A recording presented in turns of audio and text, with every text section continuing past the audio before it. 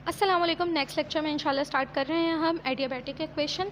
ठीक है, देखते हैं कंसीडर सिस्टम। हम लोगों ने कंटेनर एक सिस्टम कंसीडर किया विच कंटेन्स अ गैस। इसमें एक गैस है, the walls and movable piston of container are perfectly insulated. ठीक है, इसकी वॉल्स और इसका पिस्टन इंसुलेटेड है। ठीक है, यानी कि नॉन कंडक्टर है। ठीक है, फ्रॉम द सराउंडिंग्स। ठीक है, so heat energy neither enters nor leave the system. Heat energy नहीं एंटर और लीव हो रही है सिस्टम से। बेस भी जो है आइसोलेटेड, आप जो है उसको स्टैंड के ऊपर रख रहे हो। ठीक है, एडियाबैटिक प्रोसेस है। एडियाबैटिक में हम लोगों ने पढ़ा था कि चारों तरफ से ना हीट एनर्जी एंटर होगी ना लीव करेगा, यानी कि डेल्टा क्यू क्या है, जीरो है।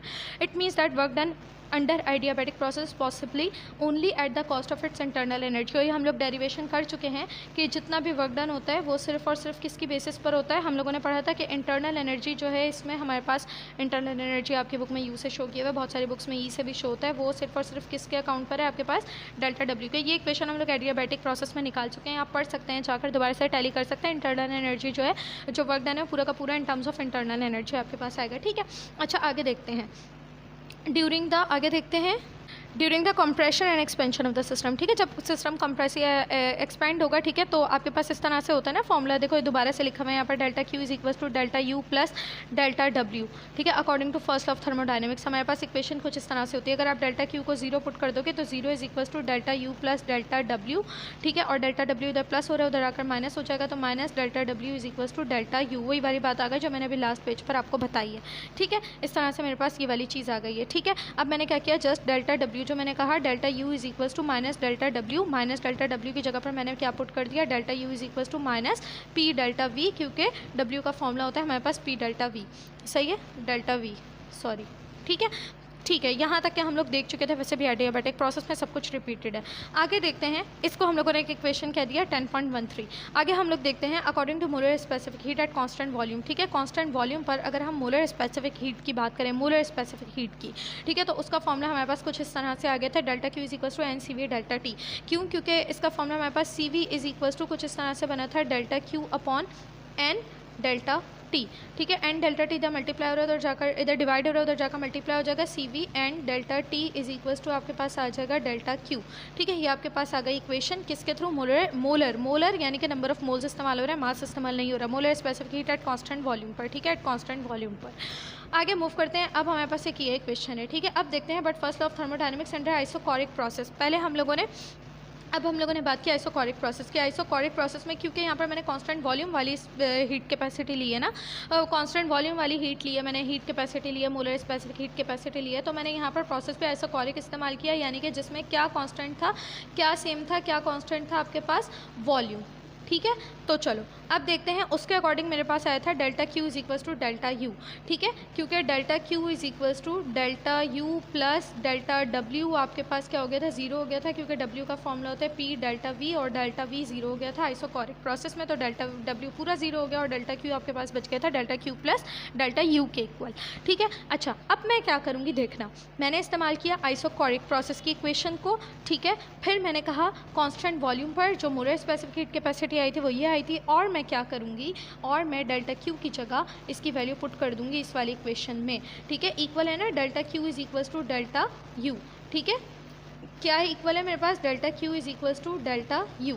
ठीक है, ये वाली इक्वेशन भी मैंने आइसोकोरिक प्रोसेस की इस्तेमाल की, और ये भी मैंने molar specific heat capacity isochoric process की इस्तेमाल की। ठीक है, ये जो डेल्टा क्यू है मैं यहाँ पर पुट कर दूँगी, क्योंकि मैंने सेम कांस्टेंट वॉल्यूम पर इस्तेमाल की है। ठीक है, तो डेल्टा क्यू की जगह पर आ जाएगा N C V delta T is equals to delta U, और मेरे पास ये इक्वेशन कुछ इस तरह से आ जाएगी।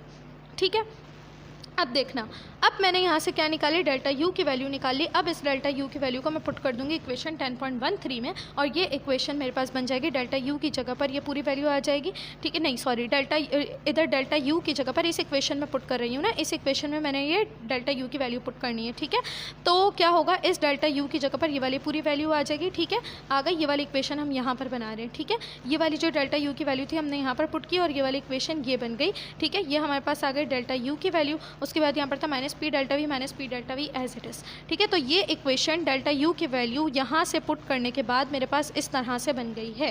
ठीक है, ये वाली इक्वेशन। ठीक है, आगे मूव करते हैं। आगे हम लोगों से क्या कह रहे हैं देखना, आगे हम लोगों से इन लोगों ने कहा कि इसको हम लोगों ने एक इक्वेशन को फ्रीज़ कर दिया। ठीक है, यहाँ पर हम लोगों ने इस इक्वेशन को फ्रीज़ कर दिया। ठीक है, आगे देखो, आगे हम लोग जानते हैं कि P V is equals to N R T. ठीक है ना।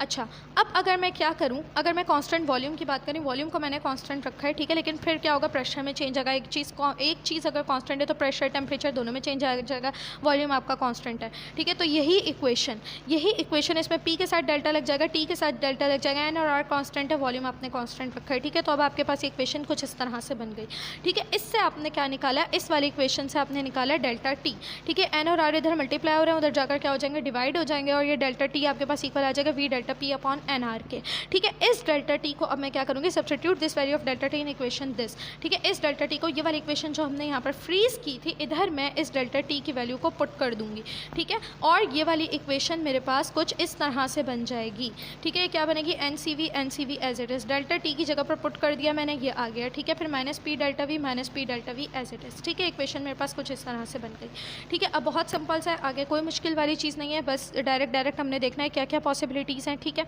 क्या होगा देखना, प्रेशर्स को एक जगह पर कर देंगे, ये वाला पी इधर मल्टीप्लाई हो रहा है, उधर आकर डिवाइड हो जाएगा, और ये प्रेशर को छोड़कर बाकी की सारी चीज़ें उधर मूव कर जाएंगी, ठीक है।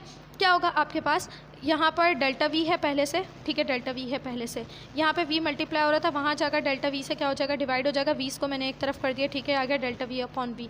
साथ में यहाँ पर और क्या क्या चीज़ें, एन आर है, एन आर यहाँ पर डिवाइड हो रहे हैं, उधर जाकर क्या हो जाएंगे, मल्टीप्लाई हो जाएंगे, ठीक है। वैसे एन आर को डिवाइड और मल्टीप्लाई करने से पहले देखो एन से क्या होगा, एन कैंसिल हो जाएगा, ठीक है। एन से वाला एन कैंसिल हो गया, अब आपके पास बचा आर डिवाइड हो रहा है, वहाँ जाकर मल्टीप्लाई हो जाएगा, सी भी मल्टीप्लाई हो रहा है, वहाँ जाकर डिवाइड हो जाएगा, ठीक है।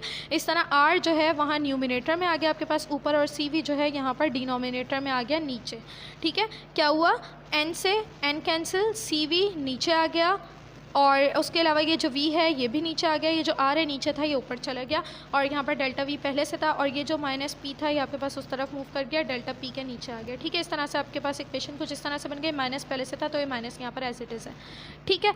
आप खुद भी अगर इसकी तरतीब दोगे ना, अगर आप खुद भी बस डेल्टा p अपॉन p को एक तरफ करोगे, बाकी सबको उस तरफ मूव करवाओगे, खुद ही आपको समझ में आ जाएगा, ठीक है। अच्छा, फिर उसके बाद देखना, हम लोग एक और चीज़ जानते हैं, अभी हम लोगों ने लास्ट लेक्चर में इसको ड्राइव किया, C P minus C V is equals to R, ठीक है। वहाँ से हम लोग क्या करेंगे, वहाँ से हम लोग यहाँ पर आर की जगह पर पुट कर देंगे C P minus C V, ठीक है। बाकी की पूरी इक्वेशन को एज इट इज़ रखेंगे, delta P upon P as it is, R की जगह पर C P minus C V आ गया, ठीक है। डिनोमिनेटर में ये सी वी था, सी वी आ गया, delta V upon V as it is आ गया, ठीक है। उसके बाद देखना, ये वाली चीज़ एज इट इज़ है, minus sign as it is है, ठीक है। सी वी दोनों के नीचे आ गया, ठीक है।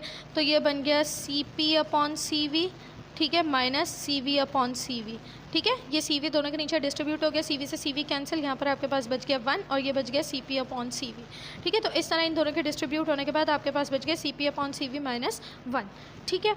अच्छा, अब देखना आपने क्या किया, बट, ठीक है, but C P upon C V is equals to gamma is equals to ratio of specific heats, ठीक है। इसको हम लोग कहते हैं रेशियो ऑफ स्पेसिफिक हीट्स है, तो हम इसको इस साइन के इक्वल कर देते हैं, ठीक है। तो अब हम, क्योंकि ये रेशियो है, दोनों ही रेशियो किस चीज़ का, स्पेसिफिक हीट्स का रेशियो है, सी स्पेसिफिक हीट है कांस्टेंट प्रेशर पर, वी स्पेसिफिक हीट है कांस्टेंट वॉल्यूम पर, तो ये रेशियो है स्पेसिफिक हीट्स का, डिवाइड हो रही है स्पेसिफिक हीट्स, इसको आप इसके इक्वल ले लेते हो, ठीक है। तो आपने क्या किया, यहाँ पर इसकी जगह पर क्या पुट कर दिया, गामा पुट कर दिया, और यहाँ पर ये मिस प्रिंटिंग अगेन यहाँ पर मिसिंग है, एज इट इज़ है यहाँ पर, ठीक है। तो चलो, अब क्या हुआ, आपके पास पूरी इक्वेशन आपके पास सेम है, ठीक है। यहाँ पर ये एज इट इज़ है, माइनस एज इट इज़ है, जस्ट इसकी जगह पर आ गया gamma minus 1 as it is है, और डेल्टा वी अपॉन वी भी नीचे क्या है, एज इट इज़ है, ठीक है। आगे मूव करते हैं, आगे हम लोग उसे कहते हैं delta P upon P is equals to, अब इस ब्रैकेट को खोल दो, ये हो गया माइनस गामा, और ये डेल्टा वी अपॉन वी से मल्टीप्लाई हुआ है, तो आपके पास आ गया minus gamma delta V upon V, फिर ये आ गया माइनस माइनस क्या हो जाएगा प्लस, और 1 multiply by delta V upon V आपके पास आ जाएगा डेल्टा वी अपॉन वी। इस तरह से आपके पास ब्रैकेट्स को खोलकर इक्वेशन कुछ इस तरह से आ गई, ठीक है। अब आप क्या कह रहे हो कि as delta V upon V is very small, ठीक है, डेल्टा वी अपॉन वी बहुत छोटा है, so it can be neglected. वैसे भी हम लोगों ने ये आइसोकोरिक प्रोसेस यानी कि वॉल्यूम को कांस्टेंट के इक्वल कंसिडर किया था, ठीक है। तो ये क्या हो जाएगा, ये आपके पास ये वैल्यू का आप क्या कर दोगे, तकरीबन निगलेक्ट कर दोगे, ठीक है। जब आपने इसको निगलेक्ट किया तो ये वाला पूरा आपके पास क्या हो गया, 0 हो गया, ठीक है। जब ये 0 हो गया तो आपके पास इक्वेशन में सिर्फ ये बच गया, ठीक है। आगे देखते हैं, लास्ट पेज पर ये वाली चीज़ इज इक्वल्स टू के उस तरफ थी और माइनस साइन के साथ थी, जब ये इज इक्वल्स टू के इस तरफ मूव करवा दी जाएगी तो प्लस साइन के साथ आ जाएगी, ठीक है। और ये दोनों चीज़ें एक तरफ हो गई और उस तरफ क्या बच गया, 0 बच गया, ये आपके पास इक्वेशन आ गई, ठीक है। By the operation of integration, अगर आप इसके ऊपर इंटीग्रेशन अप्लाई करते हो जो कि एक मैथ्स का प्रोसेस है, यहाँ पर आप इस स्टेप को सिर्फ याद कर लो, वो एक मैथ्स का लॉन्ग जो है इंटर के मैथ्स में जो है एक लॉन्ग पूरा जो है आपके पास पार्ट है वो आपको पढ़ाया जाता है, ठीक है। तो कहने कि रिज़ल्ट आपको क्या मिलेगा, रिज़ल्ट आपको कुछ इस तरह से मिलेगा कि पी ठीक है, इन दोनों का पी और यहाँ पर क्या है, रेशो है डेल्टा पी अपॉन पी का, यहाँ पर डेल्टा वी अपॉन वी का और उसके साथ है ये, ठीक है। तो ये किसके साथ है, डेल्टा वी अपॉन वी के साथ है गामा, तो ये इसके ऊपर आ जाएगा आपके पास पावर में। बस अब इधर मैं आपको इसका इतना ही याद करवा सकती हूँ, ठीक है। दोनों चीज़ें इंटीग्रेशन अप्लाई करने के बाद ये वाली इक्वेशन आपके पास बच गई, पी वी और ऊपर पावर में gamma is equals to constant, ठीक है। और ये क्या था आपके पास, ये था आपके पास स्पेसिफिक हीट्स का रेशो, ये याद रखना। This is known as adiabatic equation and gamma is adiabatic constant. ये एडियाबैटिक इक्वेशन कहलाती है और ये क्या कहलाता है, एडियाबैटिक कॉन्स्टेंट कहलाता है, ठीक है। नेक्स्ट लेक्चर में इंशाल्लाह हम लोग पढ़ेंगे, बहुत इजी सा कॉन्सेप्ट है, फटाफट से हो जाएगा, आप लोगों को पता भी होगा तकरीबन रिवर्सिबल और इरिवर्सिबल। इंशाल्लाह नेक्स्ट लेक्चर में स्टार्ट करेंगे। अल्लाह हाफ़िज़।